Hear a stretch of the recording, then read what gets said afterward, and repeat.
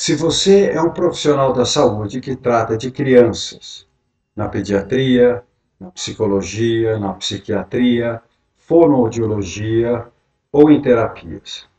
E se você tem casos de criança com TEA ou TDAH, AVC ou epilepsia infantil, eu quero te convidar para uma conversa produtiva, uma conversa bacana, séria.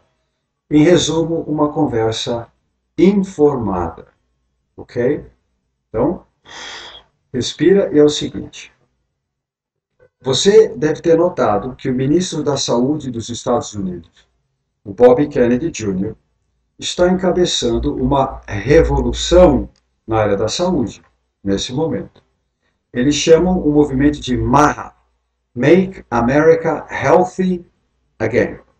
Tá? É isso aqui que está acontecendo. E, fundamentalmente, esse movimento tem base no desacobertamento da ciência médica, especialmente com relação às crianças. Para deixar bem claro, é o seguinte: esse processo trata da comunicação da ciência, não da ciência em si, certo? É essencial ter esse discernimento, tá?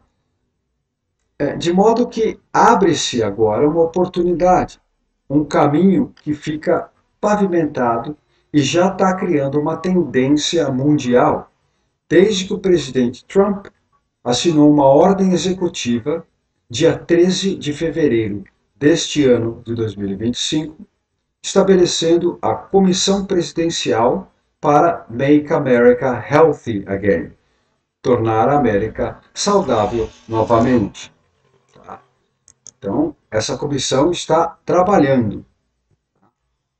A comissão é presidida pelo Bob Kennedy Jr., que é o secretário do Departamento de Saúde e Serviços Humanos dos Estados Unidos. Bom, foi dado 100 dias para a comissão entregar uma avaliação em relação à crise das doenças crônicas infantis, especialmente os transtornos do neurodesenvolvimento. Agora, na descrição das iniciativas e políticas-chave da comissão, a gente lê o seguinte, abre aspas, defendemos uma estratégia nacional abrangente para abordar as causas básicas da crise de doenças crônicas nos Estados Unidos. Má alimentação, toxinas ambientais e sistemas de saúde inadequados. Fecha aspas. Mais adiante, diz o seguinte, abre aspas, água e alimentos limpos são inegociáveis. Promovemos políticas que removem produtos químicos e poluentes nocivos para garantir que todos os americanos vivam num ambiente livre de toxinas, fecha aspas. Então, lembrando, novamente, essa política trata de uma revolução na comunicação da ciência. Tá? A revolução não é contra a ciência, muito ao contrário. A revolução é contra a propaganda e a estrutura midiática nas mãos de quem patrocina a comunicação da ciência e tem uma agenda corporativa que há décadas vem moldando o cuidado médico. Tá? Todo mundo viveu o disparate de uma campanha mundial de vacinação mandatória contra a Covid, que em todos os sentidos contradiz a sensatez, sem falar do juramento hipocrático, certo? A experiência vivida nos últimos 5 anos mostrou um distanciamento chocante entre a retórica e a prática, que foi instilado na medicina, no gota a gota, há décadas que isso vem acontecendo. Esse distanciamento que a gente viu se manifestar na campanha mandatória da vacinação contra a Covid. Agora, é lógico que isso tem que ser reconciliado. E será. Porque método e clínica precisam andar juntos, senão a roda não gira. Você sabe disso e eu sei disso. É o seguinte, nesse contexto que a gente acabou de estabelecer, eu tenho participado ativamente dos grupos de estudo ligados a essas mudanças na política de saúde partindo dos Estados Unidos. E é o seguinte, a comissão Make America Healthy Again está purificando as fontes que têm produzido o TEA e o TDAH. Produzido, literalmente falando. Pensa no seguinte, olha aqui. Vamos considerar isso aqui, ó. 2 gerações atrás, nós tínhamos um caso de TEA em cada 10.000 crianças. Hoje, nós temos um caso de TEA em cada 31 crianças. Essa é a estatística oficial. Faça as contas. É o múltiplo de 322 vezes de casos de TEA em 50 anos. É um aumento exponencial que ocorreu entre o avô e o neto. O avô viu essa transformação na geração do neto dele. Tá bom? Agora, se você acredita que essa estatística é um acidente, é uma coincidência, ora, sinceramente, tá? Sinceramente, tenha-se clareza, tenha-se clareza. Acidente não gera lucro de bilhões de dólares, não é verdade? Você já viu algum acidente que gera lucro multibilionário todo ano? Eu nunca vi. Tá? O que houve foi a produção sistêmica de transtornos em crianças. É isso que houve. Tudo por dinheiro. É isso que houve. Tá? E olha que o que eu estou falando aqui faz parte dos documentos e da estratégia do governo federal dos Estados Unidos na área da saúde. Neste instante, está sancionado, não é controverso. E já está realizando mudanças radicais, tanto na estrutura, como na economia e no serviço de saúde dos Estados Unidos. Então, em consequência desse apanhado de fatores que a gente revisou, agora é uma ótima hora para repensar as coisas e superar métodos que não funcionam. A gente já sabe que não funciona. E, em especial, é uma ótima hora para reformular a abordagem no tratamento médico das crianças a partir da ciência epigenética. Por quê? Porque tanto a causa como a solução dos transtornos do neurodesenvolvimento é de natureza epigenética. Ok? E por isso, eu quero dar seguimento à nossa conversa da seguinte forma. Você preenche um questionário simples e objetivo, com 4 perguntas sim e não. Só isso. No caso de você tratar de crianças atípicas, eu te mando o meu livro, A Epigenética de Mozart, está aqui, certo?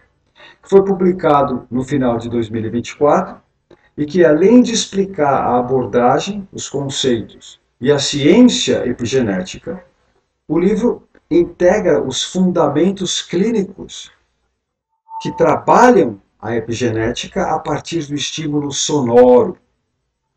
Tá? Então, olha aqui. E esse processo fica ilustrado no efeito da música de Mozart, certo? Sobre o nosso genoma. É disso que o livro trata. Que muda a expressão genética para melhor. Tá bom? O livro vende por R$140 na Amazon. Você preenche o questionário e eu te dou o livro de presente, para a gente continuar a nossa conversa. Tá? Você vai descobrir que o som e a música são o ponto de partida mais amigável para você enquadrar e aplicar a ciência epigenética. E vale fazer aqui um resumo rápido da lógica que escolhe essa estratégia, tanto por respeito à ciência neurológica que está inferida na questão epigenética, mas também por respeito a você, porque a gente busca uma conversa esclarecida pela propriedade dos termos, uma conversa autorizada pelo conhecimento, certo? Então, ilustrando a situação de maneira concreta, por trás da produção em massa do TEA está o insulto neuronal.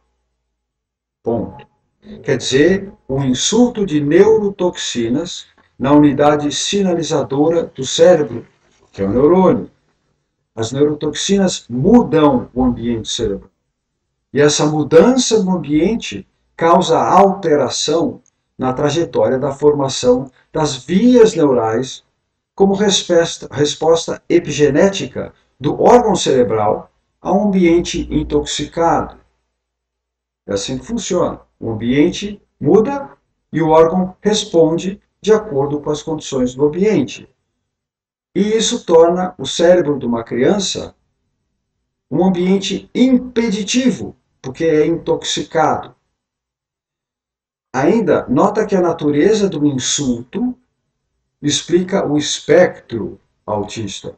Exatamente porque o insulto toma lugar na unidade sinalizadora do cérebro, o neurônio, que é o bico universal. E aí você tem um leque, tem um espectro de interrupções em várias regiões do cérebro, porque o neurônio está em várias regiões do cérebro. Esse é o processo. Tá? E aqui a gente começa a ver mais claramente a implicação da nova política da saúde da Comissão Marra. Nota que as neurotoxinas entram no corpo de várias formas, especialmente os metais pesados, que são ingeridos, respirados e injetados, certo? E ainda tem a eletrificação do meio ambiente, tá? Que também é uma neurotoxina. É um veneno que vem do excesso de radiação eletromagnética que atua sobre o nosso sistema nervoso. Quer dizer, os neurônios usam o sinal elétrico para se comunicar. E, ao mesmo tempo, o cérebro está inserido num meio ambiente mega eletrificado. É lógico que isso afeta negativamente o funcionamento do cérebro de uma pessoa. Em resumo, esse conjunto de neurotoxinas causando um insulto obstrui o neurodesenvolvimento da criança. No momento em que muda o ambiente cerebral da criança, então as células cerebrais vão responder epigeneticamente a essa mudança. Elas então se adequam às condições do ambiente e passam a engendrar circuitos alterados, interrompidos. Certo? Entendeu a lógica epigenética? E assim como o problema, a solução também atua epigeneticamente. Porque a retomada do desenvolvimento de neurônios e vias neurais no cérebro da criança pode ser induzida através da música. A escuta musical muda o ambiente cerebral por meio de tendências elétricas coerentes, certo? E essa coerência alavanca a neuroplasticidade e causa tanto a reparação como a formação de tecido, que é a matéria-prima das vias neurais bem desenvolvidas. Essa é a resposta epigenética a um ambiente cerebral harmonizado.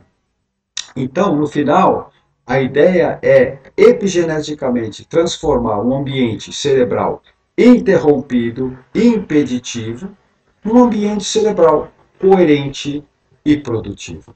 Certo? Bom, o livro que você vai receber esclarece tudo isso e ainda conta a história de Mozart e explica como a estrutura da música de Mozart atua como um neuroprotetor natural.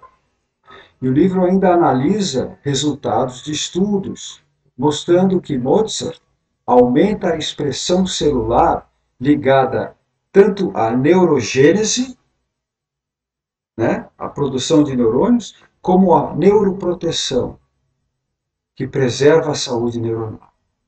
Então, responde o questionário, se inteira dos conceitos do livro e vamos continuar a nossa conversa, tá bom? Em busca de resultados diferenciados com as crianças que vão no seu consultório.